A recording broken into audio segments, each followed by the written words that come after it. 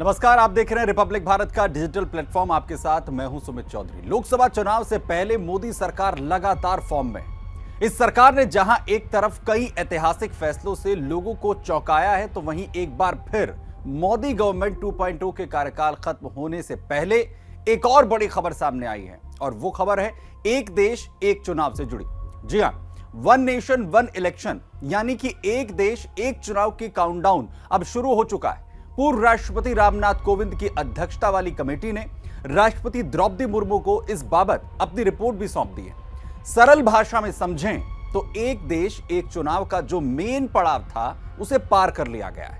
Panel ने राष्ट्रपति भवन में राष्ट्रपति मुर्मू को 18,626 पन्नों की रिपोर्ट सौंप दी है, जिसकी तस्वीरें आप इस वक्त देख रहे हैं। इस रिपोर्ट में 2 सितंबर 2023 के पैनल गठन के बाद एक्सपर्ट्स 191 दिनों का रिसर्च उन्होंने किया है। वहीं खबरों की माने तो पूर्व राष्ट्रपति रामनाथ कोविंद की कमेटी ने 2029 में एक साथ चुनाव कराने की सिफारिश भी की है। इसमें लोकसभा, विधानसभा और स्थानीय निकाय चुनाव के लिए एक मतदाता सूची रखने की भी बात कही गई है। लिहाजा चुनाव के लिए संविधान में संशोधन की सिफारिश की भी संभावना है।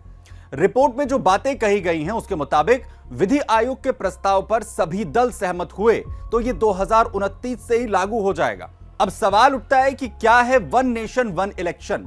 दरअसल आसान शब्दों में समझें तो वन नेशन वन इलेक्शन का मतलब यही है कि एक समय में पूरे देश में एक साथ लोकसभा, राज्यों के विधानसभा और स्थानीय निकाय चुनाव एक साथ हो जाएं। मतलब कि एक ही समय पर मतदाता चरणबद्ध तरीके से सभी चुनावों के लिए एक ही पोलिंग बूथ पर एक ही बार में अपना वोट कास्ट कर सकें। आखिर कैसे और क्यों टूटी वन नेशन वन इलेक्शन की यह परंपरा?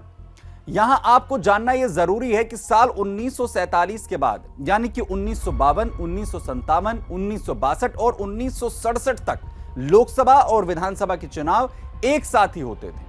1968 और 1969 में कई विधानसभाएं समय से पहले ही भंग कर दी गई। 1970 में लोकसभा भी भंग कर दी गई। लिहाजा इसी वजह से एक देश एक चुनाव की यह परंपरा देश से खत्म हो गई।